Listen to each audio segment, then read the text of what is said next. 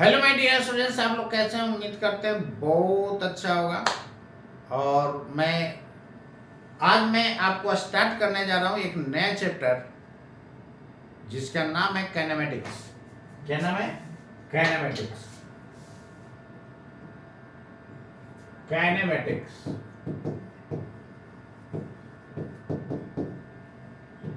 Kinematics का मतलब होता है फिजिक्स का ऐसा ब्रांच जो किसी पार्टिकल के मोशन को स्टडी करता है, लेकिन मोशन के काउच को ये स्टडी नहीं करता।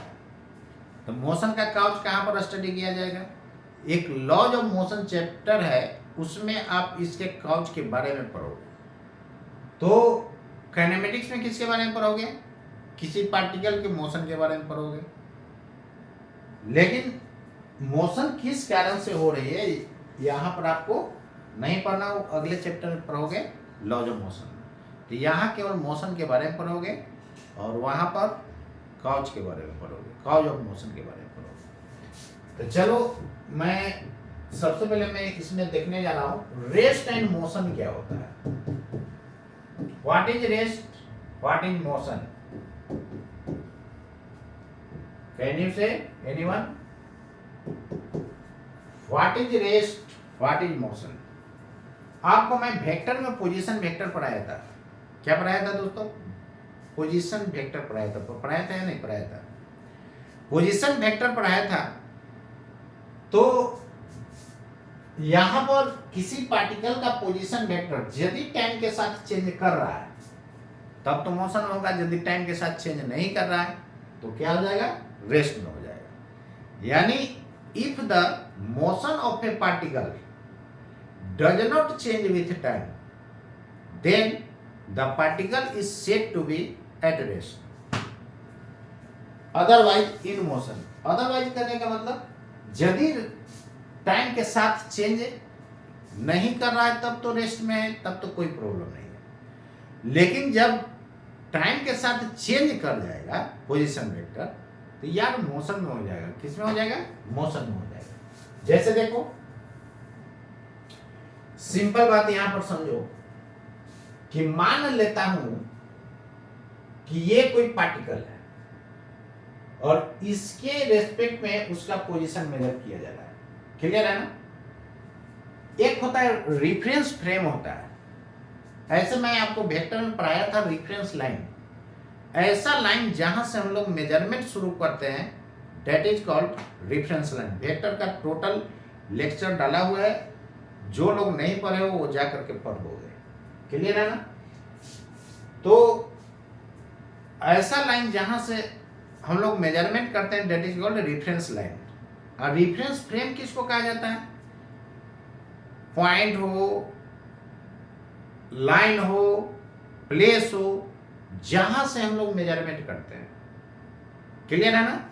द पॉइंट और लाइन और place etc from which we start our measurement is called reference frame। यानी कोई पॉइंट भी हो सकता है, कोई भी लाइन भी हो सकता है, जहां से, यार सिंपल एक बात समझो कि जहां से हम लोग मेजरमेंट शुरू करते हैं वो क्या होता है? रेफरेंस लाइन होता है। और लाइन से मेजर करोगे तो रेफरेंस लाइन, और पॉइंट से मेजर करोगे तो रेफरेंस पॉइंट, किसी प्लेस से मेजर करोगे तो रेफरेंस प्लेस। क्लियर है? यानी जहां से हम लोग मेजरमेंट शुरू करते हैं वही क्या होता है? रेफरेंस फ्रेम कहलाता है।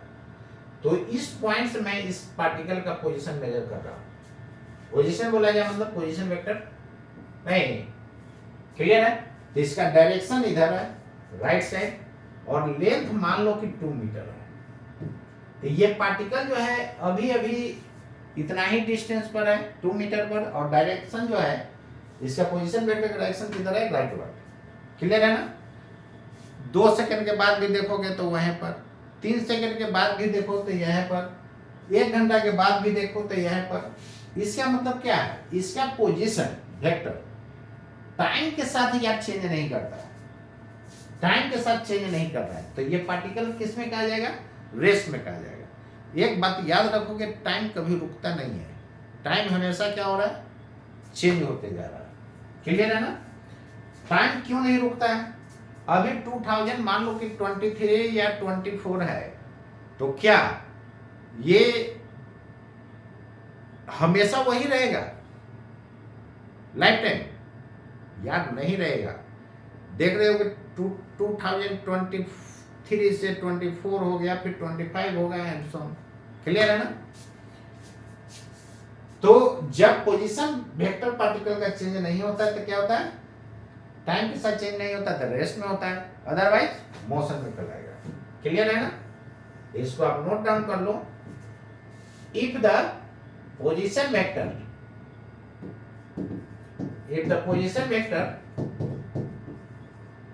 of a particle does not change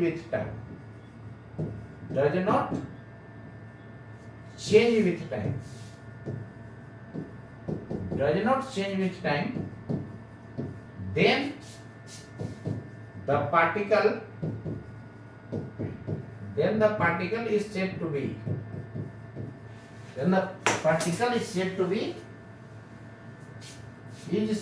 be at rest. otherwise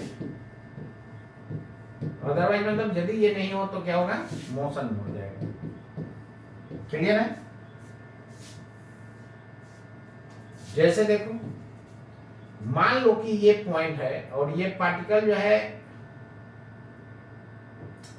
शुरू में यहां पर था,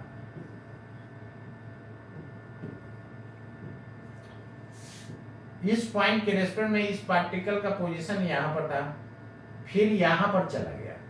क्लियर है ना? तो क्या देख रहे हो? पोजीशन वेक्टर चेंज हुआ कि नहीं? चेंज हो गया।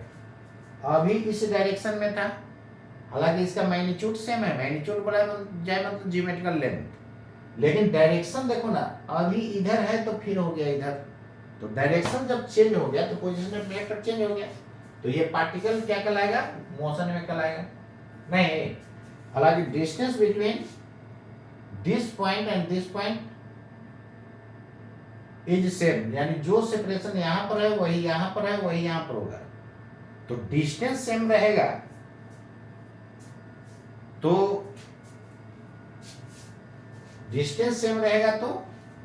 ऑलवेज रेस्ट में नहीं होगा। यहां पर देखो डिस्टेंस सेम है लेकिन क्या है? मोशन में है। तो यहां पर कौन चेंज हो रहा है?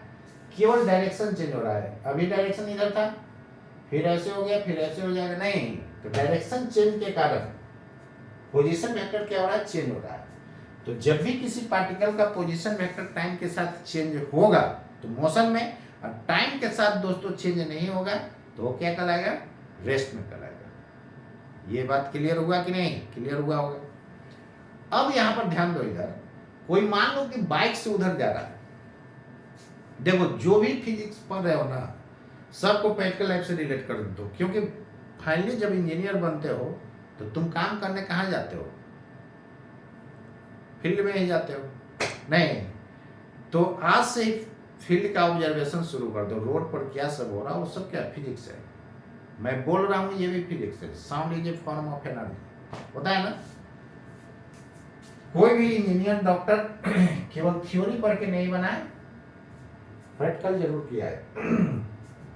तो क्यों ना हम लोग डेली लाइफ से जो भी ऑब्जर्व करें उससे रिलेट करके पढ़ो, तो आपको फिजिक्स भी कभी दिक्कत करने वाला नहीं है। क्लियर है? जैसे मान लो कि कोई बाइक पर बैठ करके जा रहा है और उसके पीछे भी कोई बैठा हुआ है, तो आपसे मैं पूछूंगा कि उसका पोजीशन क्या है हमारे रेस्पेक्ट में? हमारे रेस्पेक्ट में तो मोशन में है, लेकिन जो उस पर बैठा हुआ है उसके रेस्पेक्ट में गाड़ी का पोजीशन क्या है? रेस्ट होगा। ऐसा तो नहीं कि गाड़ी भाग गया आपने पीछे रह गया, ऐसा तो होता नहीं है। तो आदमी जब उस पर बैठा हुआ है, कभी कभी ऐसा होगा, मान लेते हैं एक्सीडेंट हुआ, गिर गया आदमी, तो उस केस में गाड़ी का पोजीशन क्या हो गया? आदमी के रेस्पेक्ट में चेंज हो रहा है। तो चेंज होगा तो क्या होगा? मोशन में हो जाएगा। लेकिन जब तक वो गाड़ी पर बैठा हुआ है तो गाड़ी के रेस्पेक्ट में उसका पोजीशन क्या है? रेस्ट में है। या उसके रेस्पेक्ट में गाड़ी का पोजीशन क्या होगा? रेस्ट में होगा। अभी हम लोग कहाँ पर बैठे हुए हो? अर्थ पे। तो अर्थ का पोजीशन हम लोग के रेस्पेक्ट में क्या है, रेस्ट में है। लेकिन वही कोई आदमी जो है बाइक चलाते हुए जा रहा है तो उसको कहना कि नीचे देखो तो लगेगा कि रोड पीछे भागते जा रहा है, तो क्या रेस्ट में है क्या? तो उस बाइकर के रेस्पेक्ट में रोड मोशन में हो जाएगा। तो अब यहां पर ध्यान दो, इधर जिसके रेस्पेक्ट में कहेगा ना उस पे जाके बैठ जाना है। अभी मान लो कि तुम्हारा पोजीशन अर्थ के रेस्पेक्ट में, position of you with respect to earth, तो कहां से बैठोगे? अर्थ पर। तो अर्थ पर से आपको क्या मैं देख रहा हूं, रेस्ट में, और जिस पर बैठ जाएगा वो रेस्ट में हो जाएगा। तो अभी मैं कहां पर बैठा, अर्थ पे, तो अर्थ हमारे लिए क्या हो जाएगा, रेस्ट में होगा। क्लियर है ना? अरे बैठा यार अर्थ पर खड़ा रहो नहीं यार, रेस्ट में ही होगा। अब किसी को पंखा पर जाकर के बैठा दूंगा, ये वो कीड़ा लो उसको जाकर के वहां पर पंखा पर रख दो, कब चुपचाप यहाँ बैठे हुए रहना, तो क्या होगा, उसके रेस्टोरेंट में फैन का पोजीशन रेस्ट हो जाएगा। नहीं, क्लियर है? किसी आदमी को ट्रेन में रख दो, और ट्रेन जा रहा है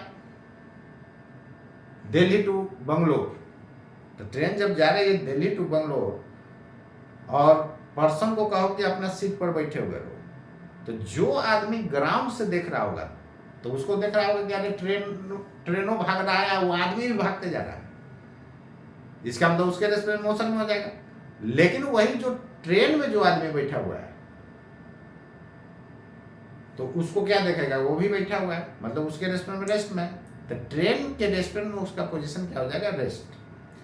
तो जब तक आपसे नहीं पूछा जाता है किसके रेस्टोरेंट में, तब तक बताना मुश्किल है। जैसे मैं बोला व्हाट इज योर पोजीशन, तो सबसे पहले ये पूछना ना कि किसके रेस्पेक्ट में।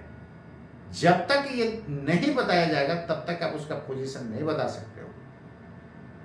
तो किसी का भी पोजीशन बताने के लिए रेफरेंस फ्रेम मेंशन होना जरूरी है, किसके रेस्पेक्ट में। क्लियर है ना?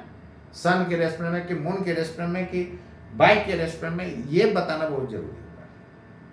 जैसे अभी हम लोग अर्थ पर बैठे हुए हो तो हम लोग एक दूसरे के रेस्पेक्ट में क्या हो, रेस्ट में हो। हमारे पोजीशन में, हमारे रेस्टोरेंट में अर्थ का भी पोजीशन रेस्ट में, जिस पर बैठ जाओगे वो रेस्ट में। अब बाइक जा रहा है, बाइक पर बैठ जाओ तो बाइक आपके लिए रेस्ट में हो जाए, नहीं। क्लियर है? तो सन से यदि कोई आदमी देख रहा है तो बोलोगे कि वहां जाएगा कौन, जाएगा तो चल जाएगा ऊपर, यार उसको जाने ना दो। एज्यूम तो कर सकते हो ना, सपोज तो उसको मान सकते हो ना, सपोज कर सकते हो, मान सकते हो। तो उस पर बैठ करके मान करके चलो यदि मैं सन पर होता तो अर्थ तो रिवॉल्व कर रही है, तो जेसिंग भी रिवॉल्व कर रहा होगा, नहीं। तो यदि आप सन पर जाकर के बैठ के देखते हो तो जब अर्थ मूव कर रही है तो हम कहाँ हैं, अर्थ पर ना, तो हम भी मूव कर रहे होंगे आपके रेस्पेक्ट में। क्लियर है ना? ठीक है, चलो। तो रेस्ट में कौन पार्टिकल होगा, कौन मोशन में होगा, जब तक रेफरेंस फ्रेम नहीं बताया जाए तब तक बताना मुश्किल है। व्हाट इज योर पोजीशन कोई कहता है तो ये मीनिंगलेस क्वेश्चन है, अधूरा।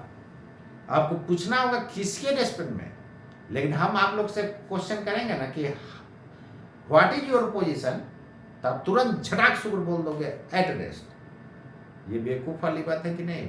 बहुत बेवकूफी वाली बात है। तो जब तक ये मेंशन नहीं है कि किसके रेस्पेक्ट में आपसे पूछा जाए, पूछ रहा हूं, तब तक बताना मुश्किल है। जैसे आपको कहता कि what is your position with respect to me, तब एट रेस्ट बोल दो, हम भी रुके हुए यार। लेकिन जब मूव करते रहूंगा तब आप मोशन में हो जाओगे, नहीं। क्लियर है? चलो अब यहां पर मैं देखने जा रहा हूं कोई पार्टिकल रेस्ट में है कि नहीं, वो तो क्लियर हो गया। डिस्टेंस एंड डिस्प्लेसमेंट क्या होता है? Distance and displacement, what is distance, what is displacement. Clear? देखो डिस्टेंस क्या होता है, what is distance. Distance is the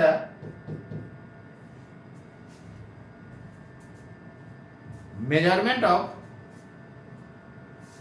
distance is the actual measurement of path.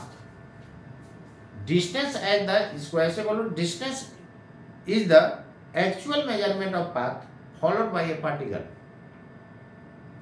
Clear है ना? इसी को आप ऐसे भी बोल सकते हो, the distance, sorry, the actual measurement of path followed by a particle is called distance. What is distance? The actual measurement of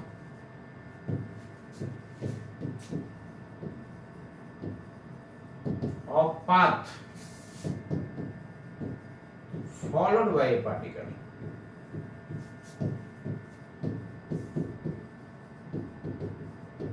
is called distance. Okay, got it? Got it? Yes or no?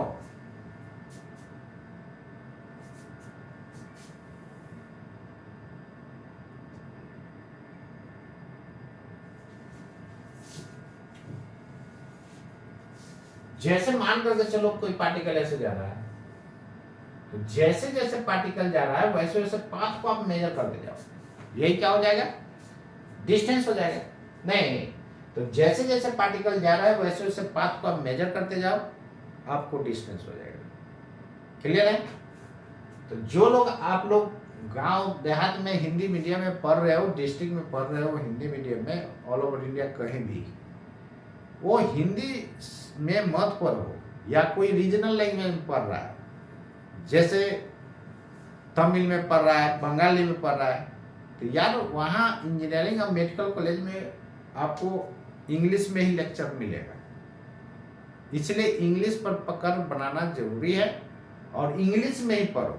मैं बोला तो कि मेरा vector chapter आप लगातार जो है पूरा एकदम वीडियो को मत जाओ, आपका इंग्लिश सुधर जाएगा। फिजिक्स में आपको आगे इंग्लिश प्रॉब्लम क्रिएट नहीं करेगा,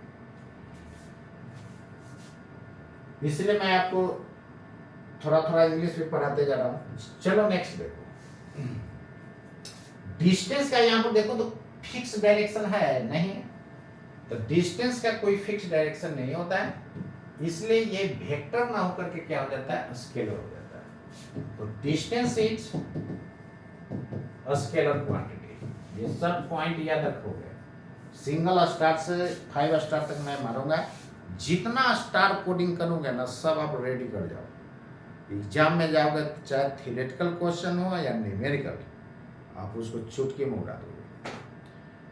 और थ्योरी के साथ साथ मैं प्रॉब्लम भी कराऊंगा और उसके बाद आईआईटी का और नीट का क्वेश्चन बैंक बना जाओ, मैं उसका भी सॉल्यूशन करवाते जा रहा हूँ। तो मान लेते हैं कि जो रोटेशन का मैं करवा दिया, आप जो है उसको अभी रोटेशन का थ्योरी आपके पास नहीं है तो उसको अभी मत देखो, रोटेशन जब मैं पढ़ा दूंगा उसके बाद देखो, खूब मजा आएगा। Next, distance is a scalar quantity, क्योंकि इसके पास कोई फिक्स डायरेक्शन नहीं है। क्लियर है ना? It has no specified direction. Okay, distance scalar quantity हो गया। अब यहां पर ध्यान दो, इधर डिस्टेंस, इसका ऐसा यूनिट देखोगे तो मीटर हो जाएगा। यूनिट डायमेंशन चैप्टर अपना देख लेना। CGS unit centimetre. डायमेंशन की बात बोला जाए, डिस्टेंस, डायमेंशन को बिग ब्रैकेट से दिखाया जाता है और जिसका डायमेंशन फाइंड करना होता है उसको इनसाइड पुट कर दिया जाता है। ये हो जाएगा। डिस्टेंस क्या है? लेंथ है नहीं। अब यहां पर देखो, डिस्टेंस कभी निगेटिव नहीं होता है, ये भी पॉइंट माइंड में रखना है। Distance can never be negative, can never be negative. Minus भी मतलब निगेटिव, प्लस भी मतलब positive. Next, distance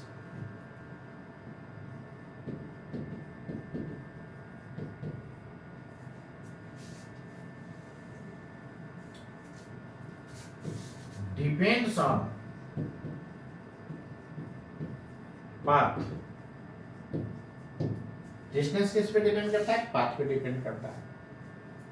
distance depends on path followed by a particle, यानी जैसे जैसे चलेगा पार्टिकल वैसे वैसे पाथ जो होगा उसी पर डिपेंड करेगा, फॉलोड बाय ए पार्टिकल। केवल इसको डिस्टेंस डिपेंड्स ऑन पाथ भी बोल सकते हो, तो distance depends on path,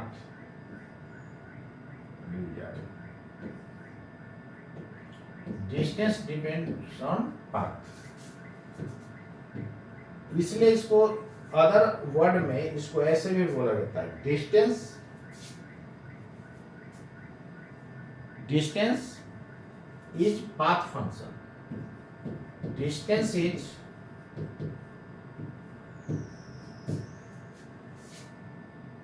a path function. Distance क्या होता है? पाथ फंक्शन होता है, क्लियर है ना? यानी पाथ पर डिपेंड करता है, फंक्शन मतलब बताया था ना कि डिपेंड है, तो डिस्टेंस क्या होता है? पाथ पर डिपेंड करता है, क्लियर है? इतना पॉइंट आप डिस्टेंस के बारे में माइंड रखना। Now I am going to discuss which quantity? Displacement. अब मैं डिस्प्लेसमेंट के बारे में बताने जा रहा हूं। What is displacement? The change in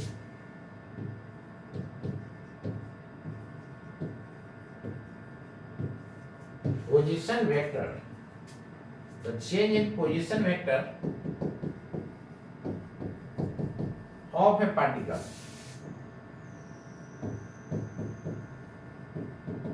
is called displacement. It's called displacement. यानी change in position vector of A particle क्या कहलाएगा दोस्तों? डिस्प्लेसमेंट कहलाएगा, क्लियर है ना? फाइनल माइनस इनिशियल, चेंज कैसे निकालते हो? Final minus initial. इसी को दूसरे तरह से डिफाइन कर सकते हो, it is the shortest distance between initial and final position. लेकिन देखो ये डिफिनेशन जो है ये बच्चा वाला डिफिनेशन हो गया। यदि इसको आप यहाँ पर याद रखते हो ना तो कुछ क्वेश्चन बनाने में आपको प्रॉब्लम हो जाएगा। इसलिए यहाँ पर क्या याद रखना है? The change in position vector of A particle is called displacement. वो सब 9th 10th में पढ़ता था, the shortest distance. Okay, change in position vector that is displacement delta R. Delta का मतलब चेंज होता है, final position vector minus initial. Change कैसे निकालते हो? Final minus initial. ये डेल्टा का मतलब चेंज होता है, डेल्टा डेल डी, ये पूरे फिजिक्स में हो जाएगा। चेंज इन इसको माइंड में रखना है। ये बड़ा भाई बीच वाला ये सबसे छोटा, तो कहीं भी डी लग गया तो समझ जाना है काफी छोटा चीज है, क्लियर है ना? अब यहाँ पर ध्यान दो इधर, मान लो कि यही तुम्हारा क्या है? This is X axis and this is Y axis and Z axis in this direction. Okay, इस डायरेक्शन में जेड एक्सिस है। हवा में लाइन ड्रॉ होगा, कहाँ ड्रॉ हो रहा है यार? इसलिए इसको इधर न दिखा करके इधर झुका दिया जाता है। ये रहा, this is Z axis, clear? मान लो कि यही कोई पॉइंट है, शुरू में पार्टिकल यहाँ पर था ए पर, बाद में चला गया कहाँ पे? बी पर। लेकिन बी पर देखो ना अलग अलग पाथ से गया है, एक तो डायरेक्टली चला गया नहीं, दूसरा पाथ ये रहा, तीसरा पाथ ये रहा, क्लियर? चौथा पाथ ये रहा। अब क्या देख रहे हो कि ये डिफरेंट डिफरेंट पाथ से क्या हो रहा है? जा रहा है। This is first path, this is 1, this is 2 and this is 3 and this is 4, clear? कितना भी डिफरेंट डिफरेंट पाथ से जाओगे तो डिस्प्लेसमेंट चेंज होने वाला नहीं है, लेकिन डिस्टेंस चेंज हो जाएगा। क्यों चेंज होगा?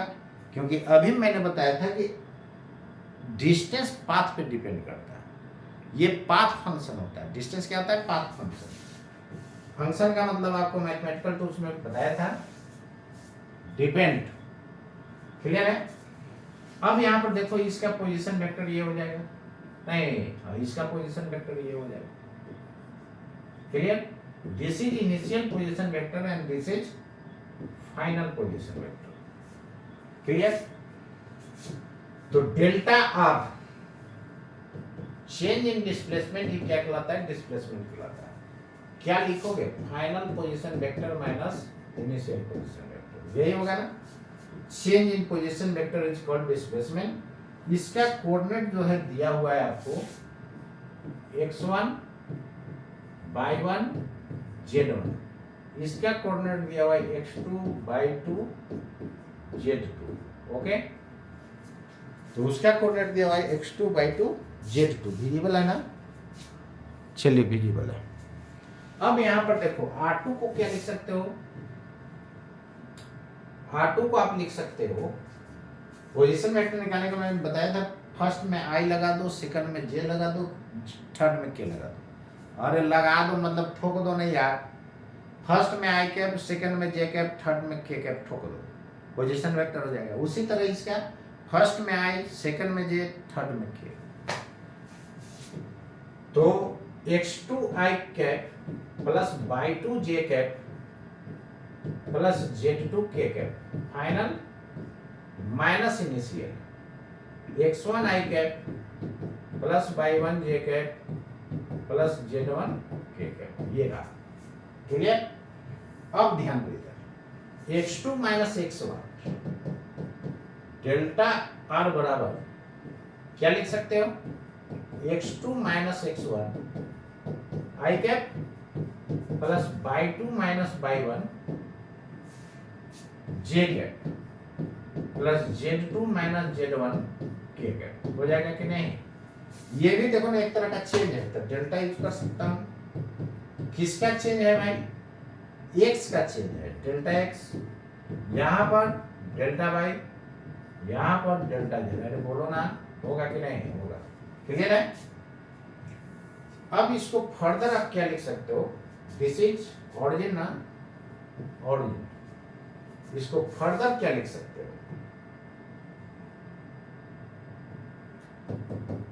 ये वेक्टर है तो डेल्टा मैग्नीट्यूड हो जाएगा। इसको यदि स्टाइल में लिखना चाहते हो तो ऐसे लिख करके मोड़ दे दो, एरो हट जाएगा, एरो हटेगा तो ये बचेगा, मोड़ देने पर एरो रिमूव हो जाता है।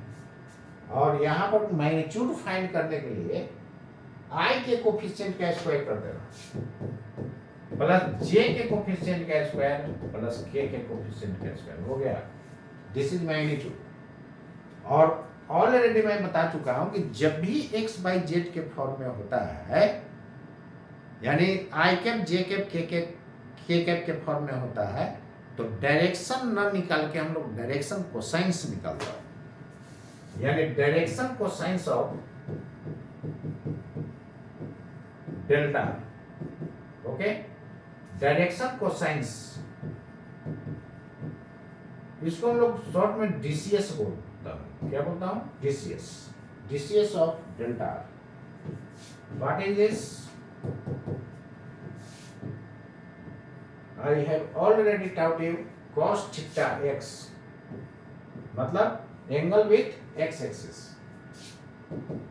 डायरेक्शन कोसाइन, कोसाइन का शॉर्ट फॉर्म कॉस होता है, यानी डायरेक्शन जो आप फाइंड करने जा रहे हो किसके फॉर्म में? कोसाइन, कॉस के फॉर्म में। तो delta x x by r होगा? नहीं, इसी को आप L बोलते हो। अरे बारी बारी cos थीटा x लिखना प्रॉब्लम है ना, इसलिए N मान लिया जाता है। cos theta by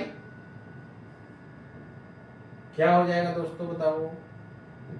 cos theta by हो जाएगा delta by upon delta. Okay, cos theta J, this is n, delta Z by delta. Simple चीज है, x तो x, y तो y, z तो z। क्लियर? और तीनों का डायरेक्शन कोसाइंस के स्क्वायर का सम क्या हो जाता है दोस्तों? 1 के बराबर होता है। ये मैं वेक्टर में डिराइव कर दिया था, याद होगा। Direction square, sorry, sum of squares of direction cosines will be equal to 1। Clear? अब यहां पर ध्यान दो, डिस्प्लेसमेंट जो है पाथ पे डिपेंड नहीं कर रहा है, इनिशियल और फाइनल पोजीशन पर डिपेंड करता है। तो मेन पॉइंट यहां पर क्या है नोट करना है, displacement depends on initial and final position only, initial and final positions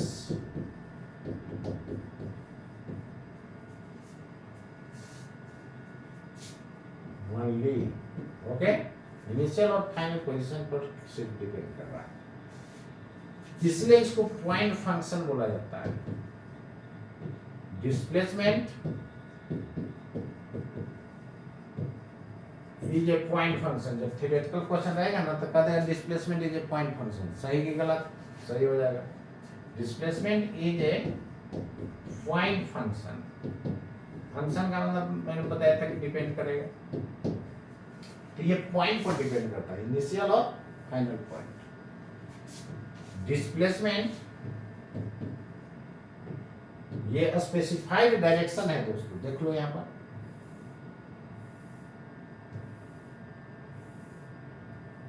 यहाँ पर स्पेसिफाइड डायरेक्शन है, from A to B, directed from A to B. अरे स्ट्रेट लाइन है तो स्पेसिफाइड होगा ना, इनिशियल और फाइनल पोजीशन को मिलाने वाला लाइन ही क्या दे देता है, डिस्प्लेसमेंट, इसका लंबाई। तब तो बोलते हैं shortest distance between initial and final position, okay, shortest distance between initial and final position, वही चीज है। लेकिन चेंज इन पोजीशन वेक्टर के फॉर्म में नहीं पढ़ोगे तो फिर यहाँ प्रॉब्लम हो जाएगा, इसलिए बच्चा वाला बच्चे तक रहने दो, ज्यादा अच्छा होगा। यहाँ भी देखता हूँ कि टीचर लोग क्या कर देते हैं, वही डिफिनेशन लेके आते हैं 10 शॉर्ट। अरे आप टीचर हैं, आपको तो ऐसा नहीं करना चाहिए। यहाँ पर ध्यान दो इधर, तो यहाँ पर शॉर्टेज डिस्टेंस केवल माइंड में रखने से आपको काम नहीं चलेगा। Displacement is a point function. Displacement has a specified direction, therefore it will be vector quantity. The displacement is a vector quantity. Displacement is a vector quantity. जो भी वेक्टर क्वांटिटी होगा ना, वो पॉजिटिव, नेगेटिव, जीरो कुछ भी हो सकता है। डिस्प्लेसमेंट में भी displacement may be positive, negative और जीरो, ओके, पॉजिटिव, नेगेटिव और जीरो, इतने तरह से हो सकता है। क्लियर है? और ध्यान दो इधर, सब मेन पॉइंट है, सीधे उठाएगा डाल देगा एग्जाम में, इसलिए मैं बोल रहा हूँ सिंगल स्टार से 5 स्टार तक आप रेडी कर जाओगे, और जाओगे एग्जाम में तो लगेगा सब क्वेश्चन आउट हो गया, एकदम सब सिमिलर टाइप का क्वेश्चन मिलेगा। Next, when A particle moves on a straight line, straight line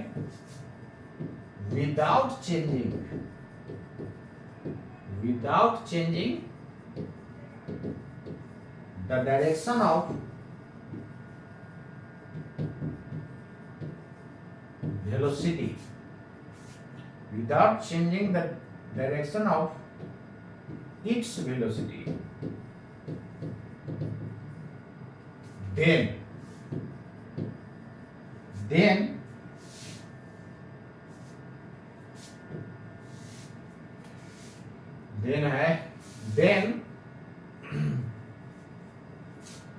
distance traveled will be equal to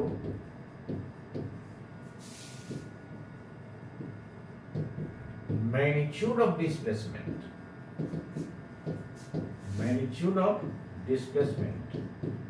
vector का मैग्नीट्यूड स्केलर होता है, इसलिए मैग्नीट्यूड ऑफ डिस्प्लेसमेंट लिखना होगा, क्योंकि डिस्टेंस स्केलर है, उसको इक्वल कर दोगे क्या डिस्प्लेसमेंट का, डिस्प्लेसमेंट वेक्टर ही है। मैग्नीट्यूड ऑफ डिस्प्लेसमेंट, मैग्नीट्यूड क्या होता है, स्केलर होता है, क्योंकि मोड़ देने पर डायरेक्शन क्या होता है, रिमूव हो जाता है। जब डायरेक्शन रहेगा ही नहीं तो वेक्टर कैसे होगा। अदरवाइज यदि ये नहीं होगा तो हर हाल में distance is greater then, distance is greater then, distance is greater then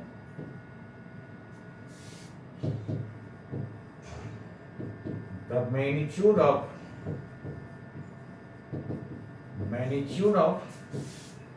displacement. अब बताओ ये थ्योरी नहीं रहेगा तो अंधेरा में तीर चलाओगे तो फिजिक्स कभी बनेगा, इसलिए थ्योरी डिटेल होना आपके पास जरूरी है। अब आपको भी पता चला होगा, अभी हम कुछ न लिखाते, आप खाली क्वेश्चन दे देते तो आपसे बन जाएगा, नहीं बनेगा।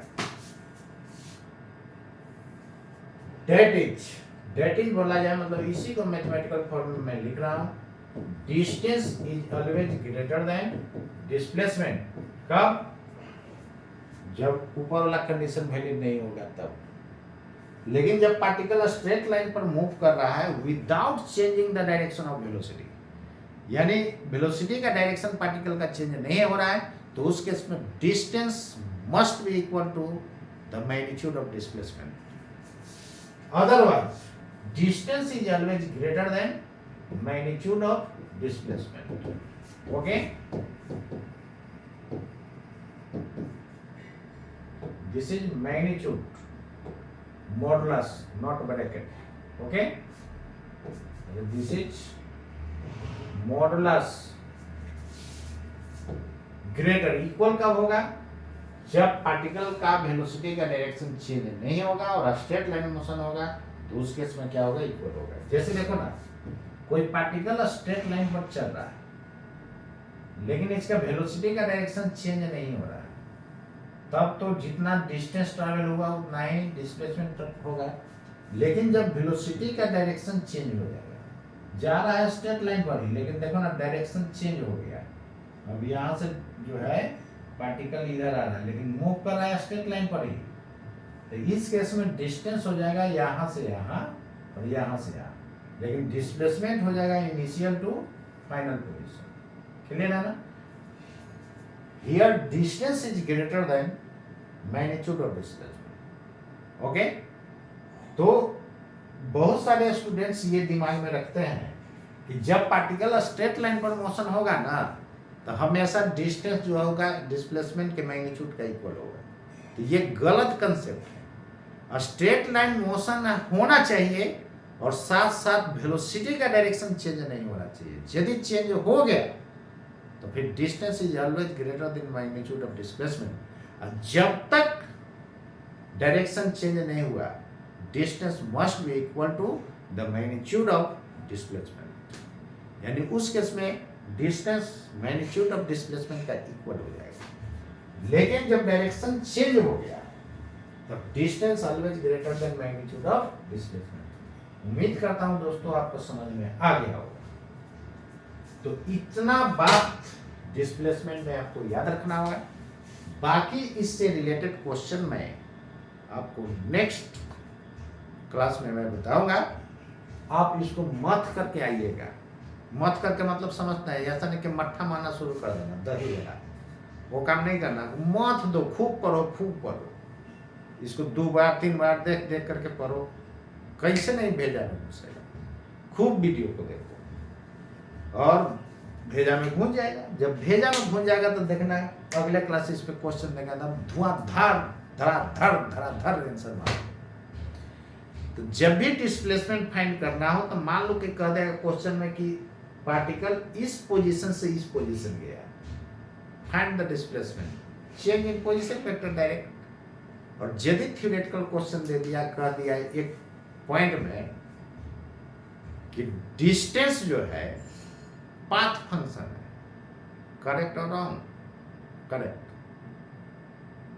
क्लियर है?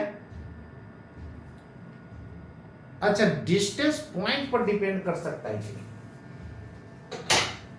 पाथ पर तो डिपेंड करता ही है, पॉइंट पर डिपेंड करेगा कि नहीं? आप खुद समझो।